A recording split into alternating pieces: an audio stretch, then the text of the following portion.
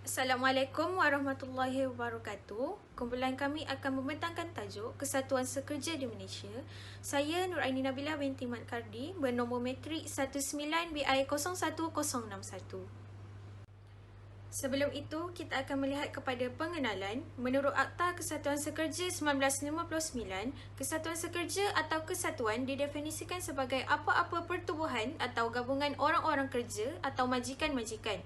Seterusnya, menurut Akta Perhubungan Perusahaan 1967, Kesatuan Sekerja didefinisikan sebagai mana-mana kesatuan sekerja yang didaftarkan di bawah mana-mana undang-undang yang berhubungan dengan pendaftaran kesatuan sekerja.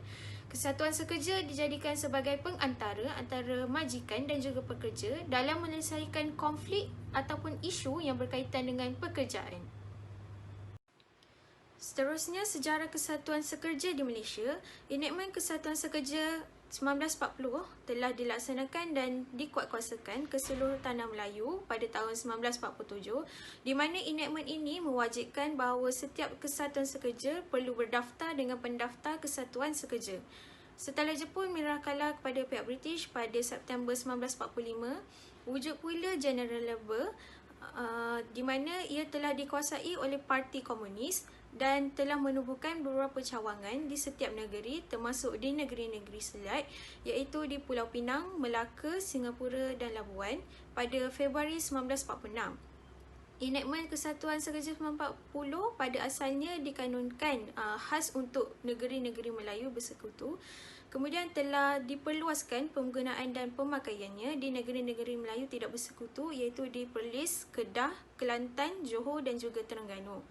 Pada hari kemerdekaan iaitu pada 31 Ogos 1957, enakmen Kesatuan Sekerja 1940 telah dinamakan semula sebagai Ordinan Kesatuan Sekerja 1959, di mana sebelum ini Sabah Sarawak tidak terlibat, dan pada hari penubuhan Malaysia pada tahun 1963, Sabah Sarawak telah termasuk dan telah diperluaskan penggunaan dan pemakaiannya di negeri Sabah dan Sarawak. Kemudian pada tahun 1989, Ordinan Kesatuan Sekerja 1959 telah ditukarkan kepada nama Akta Kesatuan Sekerja 1959 dan ianya telah disesuaikan dengan aktiviti dan tanggungjawab sekerja yang ada pada masa kini.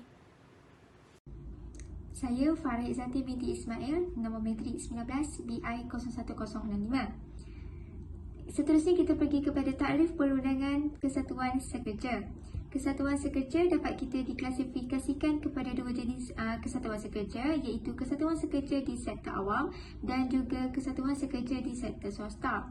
Kesatuan sekerja ni kita dapat ditakrifkanlah dalam Seksyen 2, Subseksyen 1 Akta Kesatuan Sekerja 1959, iaitu sebagai satu pertubuhan ataupun gabungan pihak pekerja ataupun pihak majikan di dalam track pekerjaan dan perusahaan, sama ada pekerja atau majikan yang terlibat dalam pertikaian dengan urusan pengendalian, pengelolaan, mogok dan pemberhentian dalam mana-mana track perusahaan, membuat bayaran dan lain-lain faedah untuk ahli-ahlinya semasa mogok. Seterusnya, jenis-jenis kesatuan sekerja. Saya akan bagi tiga, iaitu kesatuan sekerja sektor swasta, sektor awam dan juga majikan. Okey, kesatuan sekerja sektor swasta terdiri daripada kesatuan yang bersifat kebangsaan ataupun kesatuan dalaman. Kesatuan ini yang bersifat kebangsaan mencakupi semua pekerja dalam track pekerjaan dan industri yang sama ataupun serupa. Okey, kesatuan-kesatuan yang besar pula mempunyai struktur yang lebih luaslah, seperti cawangan di peringkat kawasan dan juga tempatan ataupun komiti di peringkat kilang. Kesatuan dalaman pula ialah kesatuan yang terdiri daripada semua pekerja di tempat pekerjaan yang berkenaan. Antara kesatuan-kesatuan di sektor swasta ialah Kesatuan Kebangsaan Pekerja-Pekerja Bank, Kesatuan Sekerja Pekerja Telekom, Kesatuan Kebangsaan Pekerja-Pekerja Ladang dan banyak lagi. Kesatuan sekerja di sektor awam terdiri daripada sektor kerajaan, badan berkanun dan kerajaan tempatan. Menurut Akta Kesatuan Sekerja, pekerja-pekerja di sektor awam hanya boleh menubuh ataupun menganggotai kesatuan dalam kementerian, jabatan atau pekerjaan yang serupa.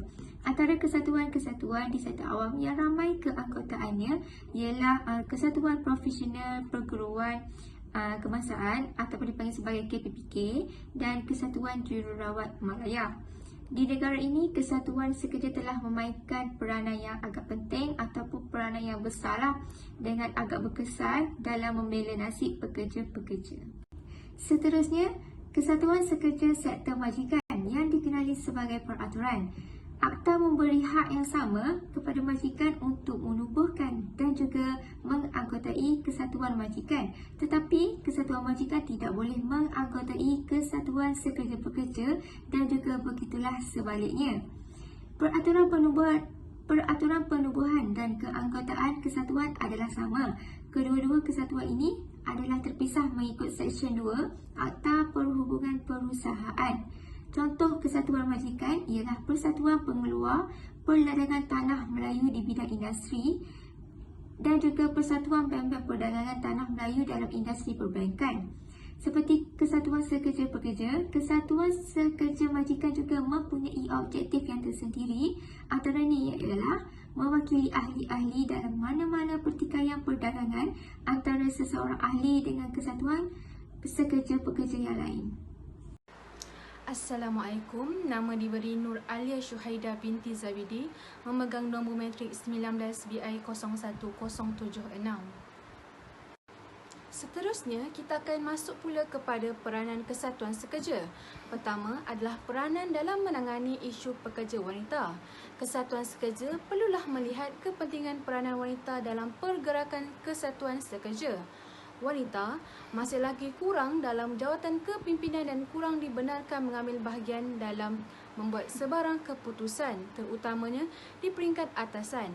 Oleh itu, kesatuan sekerja perlulah mencadangkan kepada kerajaan dan majikan-majikan supaya mengiktiraf bahawa hak-hak wanita juga adalah hak asasi manusia.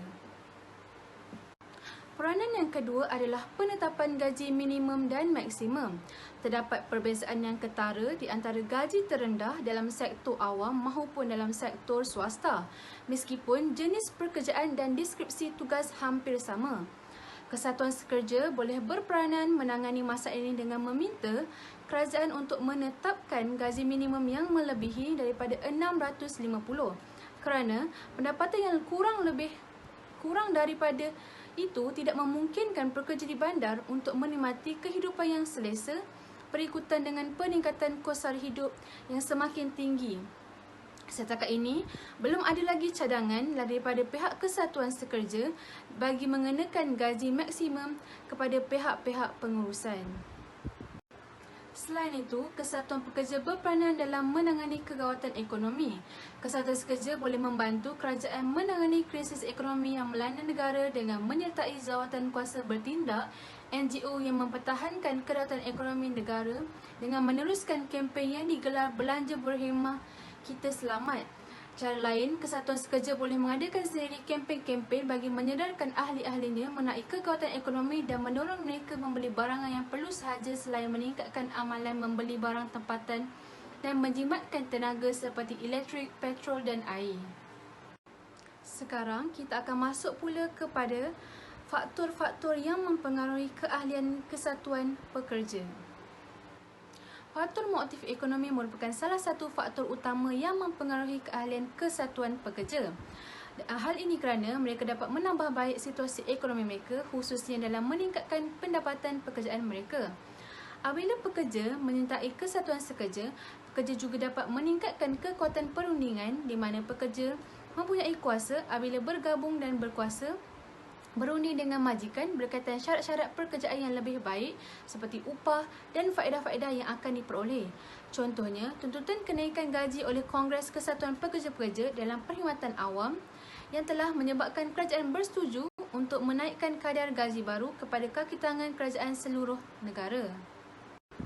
Faktor yang seterusnya adalah perlindungan hak, di mana pekerja juga menyertai kesatuan sekerja bagi mendapatkan perlindungan hak daripada diskriminasi, eksploitasi dan layanan yang tidak adil di tempat kerja oleh pihak pengurusan atau majikan seperti pilih kasih, membezakan upah antara individu pekerja dari segi ras, agama, jantina dan sebagainya.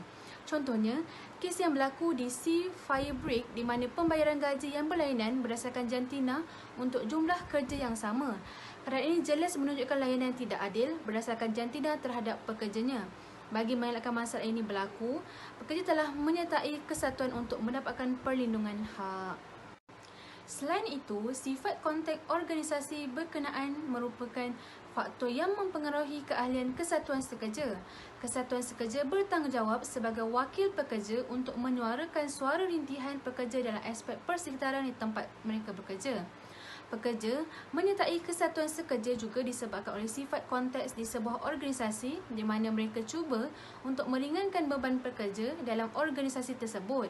Sekiranya sesebuah organisasi tersebut mempunyai bilangan ahli-ahli kesatuan yang begitu ramai, ia dapat mempengaruhi atau mendorong pekerja khususnya pekerja baru untuk menyertainya. Akhir sekali adalah faktor persekitaran tempat kerja yang selesa. Semua pekerja menginginkan persekitaran tempat kerja yang selesa untuk bekerja. Persekitaran tempat kerja yang selesa merujuk kepada keadaan sekitar yang bebas daripada segala bahaya yang boleh mendatangkan kemudaratan kepada pekerja. Ia juga melibatkan aspek kemudahan yang selesa, persekitaran yang aman dan mempunyai kelengkapan yang mencukupi dan berfungsi.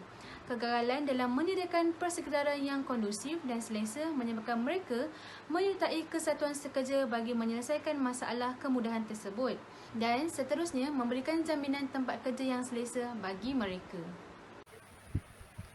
Baiklah, seterusnya saya akan membentangkan cabaran bagi kesatuan sekerja.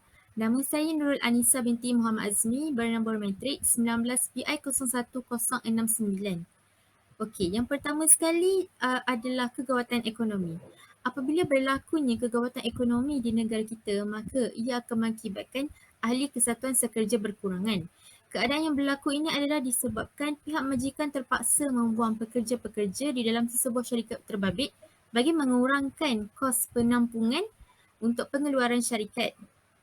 Situasi yang berlaku ini adalah disebabkan sebuah organisasi akan mengalami sumber kewangan yang tidak menentu akibat daripada pendapatan syarikat yang menurun. Akhirnya, keadaan ini akan memberi kesan yang negatif di mana ramai pekerja-pekerja sudah tidak lagi berminat untuk menyertai kesatuan sekerja kerana tidak mampu untuk membayar yuran keahlian. Seterusnya adalah perkembangan teknologi maklumat. Majikan berpendapat bahawa dengan adanya perkembangan teknologi ini, ia dapat menjamin peluang yang baik kepada syarikat.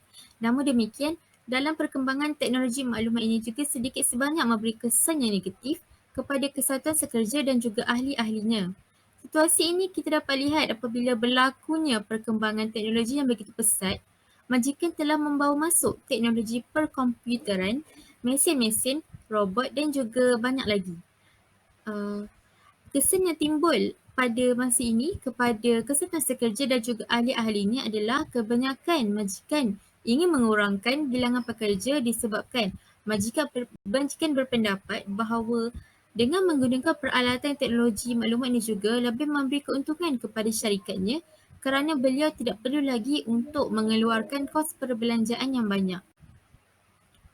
Akhir sekali adalah perubahan dalam bentuk pekerjaan. Perubahan dalam bentuk pekerjaan ini telah muncul seawal 1960-an lagi. Hal ini kerana majikan lebih cenderung dan berminat untuk mengambil pekerja-pekerja wanita dan juga pekerja sambilan untuk mengisi kekosongan pekerja dalam sektor perhotelan, sektor insurans dan juga pendidikan.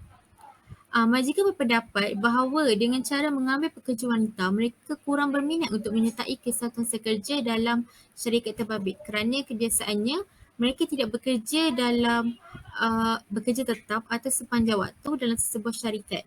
Wanita juga perlu menguruskan rumah tangga dan juga keluarga. Tambahan pula, kaum ini juga tidak begitu memahami konsep, peranan ataupun kepentingan kesatuan sekerja dalam kehidupan mereka. Oleh itu, kesatuan sekerja tidak boleh menyuarakan suara pekerja kerana kuasa mereka dilihat semakin lemah di mata majikan. Baiklah, kesimpulan. Kesimpulan bagi Kesatuan Sekerja ini adalah evolusi Kesatuan Sekerja di Malaysia memang berlaku, namun berkembang dalam keadaan yang agak perlahan. Seterusnya, cabaran yang dihadapi oleh Kesatuan Sekerja menyumbang kepada kemajuan Kesatuan Sekerja di Malaysia. Hal ini demikian kerana kerajaan mengawal pergerakan Kesatuan Sekerja di Malaysia. Pergerakan pekerja juga dikawal oleh golongan yang berkuasa dan berpengaruh, antaranya ialah kerajaan. Selain itu, kepimpinan dalam Kesatuan Sekerja juga turut mempengaruhi kemajuan Kesatuan Sekerja. Pemimpin yang tidak bertanggungjawab terhadap ahli kesatuan boleh melambatkan pergerakan kesatuan.